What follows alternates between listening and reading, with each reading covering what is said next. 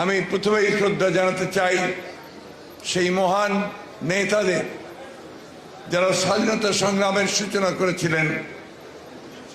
মৌলানা আব্দুল হামিদ খান ভাসানী, শেরে বাংলায় কে ফজলুল হক এবং হোসেন শহীদ সারওয়ার্দী, শেখ মুজিবুর রহমান এবং তারপরে আরো অনেক বরেণ্য নেতাকর্মী যারা স্বাধীনতা যুদ্ধে শহীদ হয়েছেন, গণতন্ত্রের জন্য প্রাণ দিয়েছেন। আমি শ্রদ্ধা জানাতে এসেছি আরেকজন মহিয়সী নারীকে, যিনি আজীবন এখন পর্যন্ত এই গণতন্ত্র প্রতিষ্ঠার জন্য সংগ্রাম করছেন, লড়াই করে চলেছেন এবং বন্দী অবস্থায় মৃত্যুর জন্য অপেক্ষা করছেন। আমাদের সেই মহান নেত্রী, আমাদের দলের চেয়ারপারসন, দেশীয় নেত্রী বেগম খালেদা জিয়ার প্রতি আমি শ্রদ্ধা সম্মান জানাতে চাই আমাদের ভারপ্রাপ্ত চেয়ারম্যান জনাব তারেক রহমানকে, যিনি অনেক অত্যাচার নির্যাতন সহ্য করে তার নির্বাসিত হয়ে বিদেশে অবস্থান করছেন এবং বিদেশ থেকে আমাদের নেতৃত্ব দিচ্ছেন জনাব তারেক রহমানের।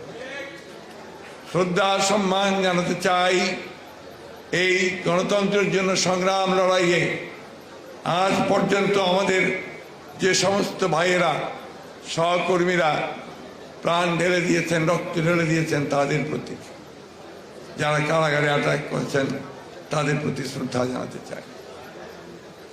বন্ধুগণ, আমাদের অত্যন্ত বিজ্ঞ বিবেচক বক্তারা তারা মুক্তিযুদ্ধের ইতিহাস নিয়ে কথা বলেছেন এবং তারা বাংলাদেশের স্বাধীনতা যুদ্ধের প্রেক্ষাপট নিয়ে আলোচনা করেছেন, বর্তমান অবস্থার কথাও তারা বলেছেন।